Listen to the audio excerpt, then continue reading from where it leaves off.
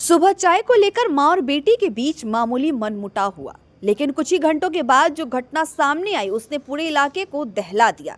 घर के पास ही स्थित एक तालाब से मिली उस किशोरी की लाश। सुबह से जब लड़की घर में दिखाई नहीं दी तो परिजनों ने उसकी तलाश शुरू की। कुछ ही दूरी पर तालाब किनारे उसकी जूती की एक जोड़ी दिखाई दी।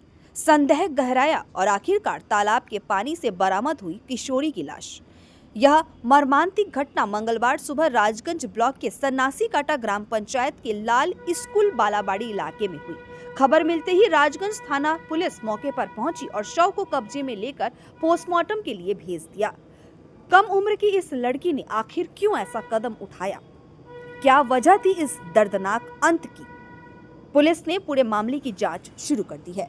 এটা হচ্ছে পশ্চিম বালাবাড়ি লাল স্কুল মোড়ের কাছেই বাড়ি মেয়েটার বাবার নাম হচ্ছে অ্যাবাম। হ্যাঁ, ওর সকালবেলা অলরেডি সবাই একসাথে ঘুম থেকে উঠে চাও খেয়েছে। খাওয়ার পরে মেয়েকে খুঁজে পাচ্ছিল না বাড়ির লোকজন। খুঁজে না পাওয়ার পরে তারা খুঁজতে আসে, এই যে দুইদিকে বাগান আছে এবং পুকুর আছে, এইদিকে খুঁজতে আসে দেখে ওর জুতোগুলো উপরে পড়ে আছে। তারপর ওদের মনে সন্দেহ জাগে হয়তো মেয়ে হয়তো সুইসাইড করতে পারে।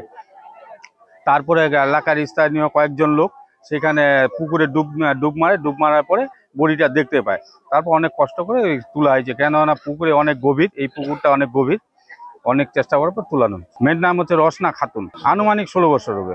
বাবা এমনি কাজ করে, লেবারের কাজ, বডি উদ্ধার হয়েছে।